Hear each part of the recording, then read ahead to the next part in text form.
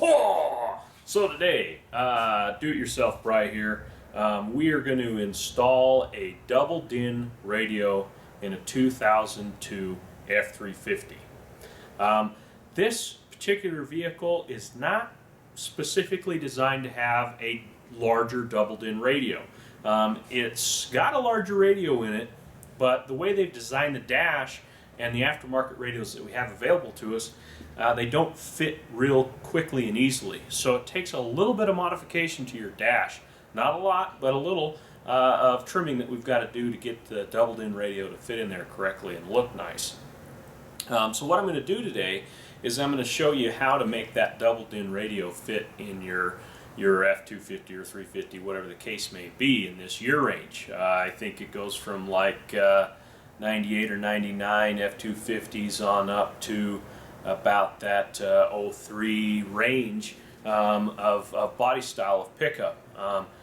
The benefits of a double DIN radio versus a single standard radio, which is a single DIN radio, is you get a much larger display, so it's better to look at.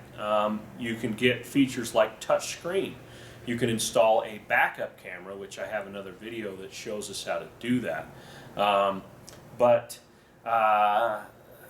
You know, you've got the DVD screen, a much nicer look, a lot more features. I personally like a double DIN whenever possible. Some vehicles you just can't make that happen very easily. This is one with a little bit of modification. You can get a real clean double DIN radio installation. So the radio that we're going to put in today is going to be this Sony double DIN DVD unit. It's touch screen primarily. It has a USB port on the front along with an auxiliary port on the front to hook up your different devices. It is also Bluetooth. This is really nice, so you can hands-free stream your music to the radio along with your calls. When a call comes in, it's going to mute your music down and allow you to be able to take on your conversation through your stereo system, which is really nice. I want to talk a bit about the tools that is necessary to do this job.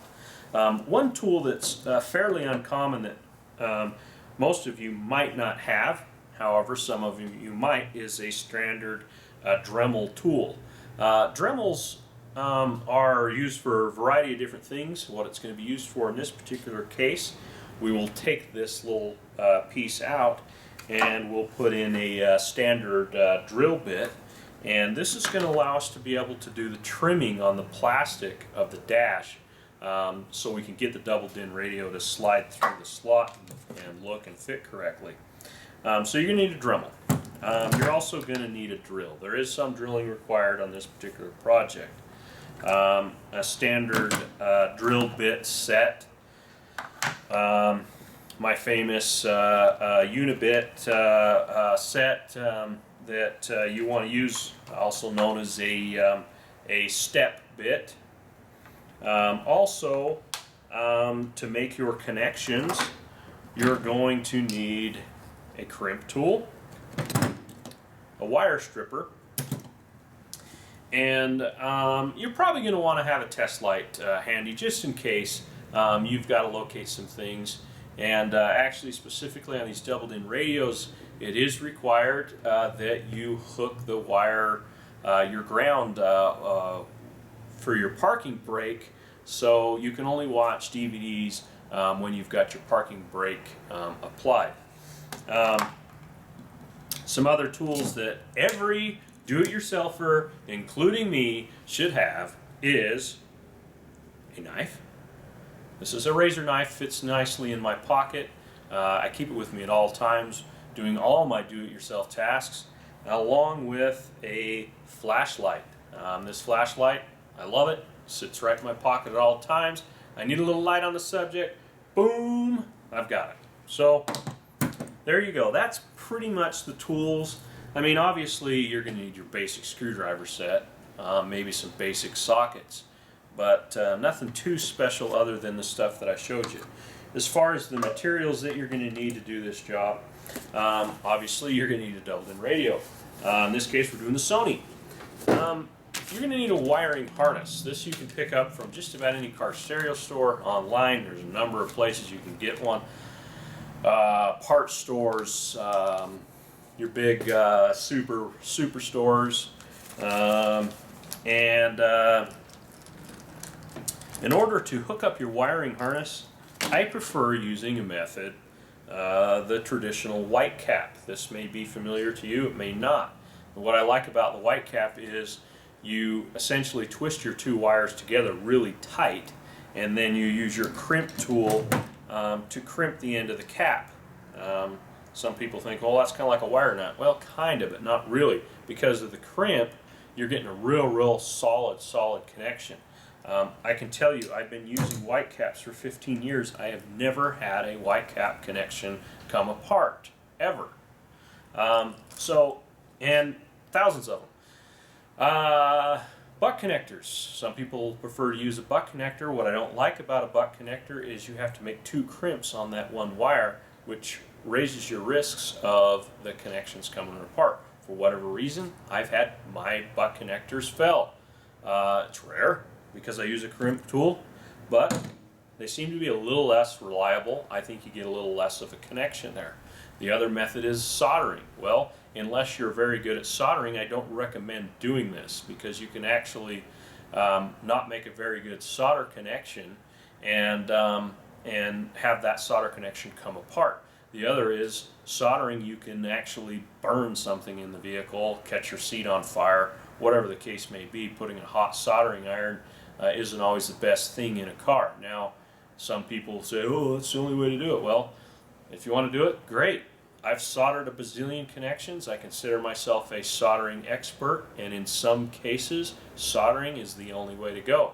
Putting in a radio, I can tell you I've put in thousands of them. The white caps have never failed me, and it's a lot quicker than soldering. So that's what I would recommend. Some electrical tape you're going to need. Very rarely, but sometimes you need a two-part epoxy or something. In this particular case, I needed a two-part epoxy, and I'll show you why later in the video. That pretty much sums up as far as your materials needed. As far as the time, this project took me a little bit longer than what I thought. It's about a 2.5 hour project, depending on how much trimming you're going to need to do. Also, the particular radio that you're going to put in, the doubled-in radio, there's some different variations there of whether you use what's called a sleeve to mount the radio, or in this case we actually drilled in and used some brackets to mount the radio essentially kind of behind the dash rather than using a sleeve to mount it in the front. This took a little bit longer this way. This particular radio did not come with a sleeve, so we didn't have that option to lock it in there. We had to go with a mounting bracket, and another material that you need that I didn't mention is a universal dash kit. Nobody that I know of makes a dash kit for a doubled-in radio on this year of vehicle. But just about all the companies out there, Metra, Scotia, have kind of a universal Ford doubled-in kit. That's what I used. I was able to kind of modify their kit, modify the dash, and get a really clean, solid installation. So, estimated cost. I forgot to talk to you about the estimated cost. Well, estimated cost is big in this project, big range I should say. You could be anywhere from $250 maybe, $275 on up to $1,000 plus. Because the range in the quality of radio that you're going to put in, the features, this, that, and the other, you can really range in the price of this project. Depending on what you want to do with your sound system, what you want with the radio. This particular radio is on the lower end of the price scale, but in my opinion, definitely not a low-end radio. Phenomenal radio. I think you could easily do this project yourself and save you some money from going to the stereo shop and put it in for less than $300, including your wiring harness, your trim kit, your radio, everything all done up for under $300 on this project. Okay, so here we have the dash of the 2002 F350 that we're going to install the double-in radio in. First, remove the radio using Ford removal tools you can pick up at a parts store. Once you have the radio out, disconnect the antenna from the back of the radio, then disconnect the power plug, pressing down the little tab and pulling the plug out. Once you have the radio out, you're going to need to look for any switches that are in the dash, like the four-wheel drive switch. Pull that switch out there and disconnect the wiring plugs that go to it using a small pick or small screwdriver. Be careful not to damage the clip. Once you have the clips undone, start pulling the dash out. All along the dash are small little clips that you need to look for and pull in those areas and pull the clip out of the hole like so. Move your hand around the dash, feeling for the secure spots, and pull them towards you. The dash is essentially just going to pop out and look like this once you have it out.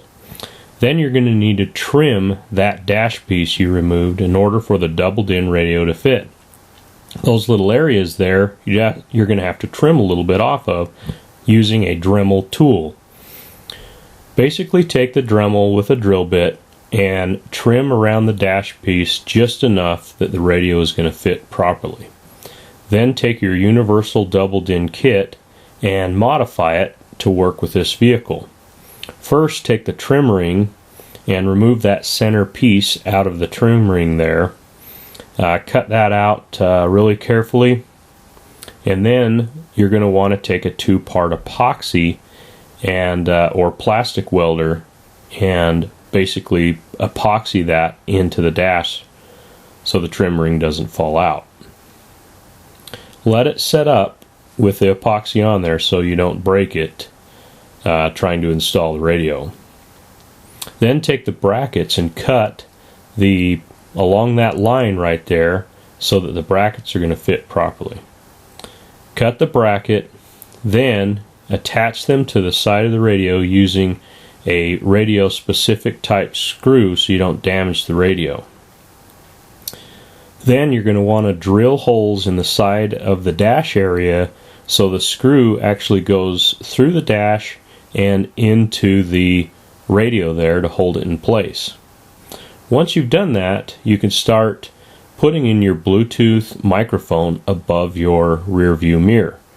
Attach the microphone, run the wire along inside the headliner over to the side pillar. Run the wire down the side of the pillar, removing the rubber trim piece to get access. Then locate your parking brake assembly. On the top of that assembly is a little switch. Has a little wire on it that you're going to need to use a T-tap to tap that wire to the parking brake switch wire, so your DVD player will only work when the parking brake is applied. Tap it, then grab a Mel insert along with the wire that runs up to your radio, insert it into the switch, put the switch back into the parking brake assembly. Now it's time to wire up your radio. Grab your two wiring harnesses and a set of white caps, twist your wires together like that, and then get a white cap and crimp them together. Go through all the colors, match up all colors specifically that you're going to be using. Any unused wire, make sure you cap it off. It's going to look something like this once you're done. Wrap it up with tape so it's nice and tight. Go ahead and plug that into the car. Plug any other wiring in that you may be doing, like amplifier, RCAs, things like that. Make it nice and neat. Tape them up together. Make it an easy install for you to put the radio back in. Start putting everything back together, and bam, you've got a double-din radio installed in your 02 F350 Super Duty pickup.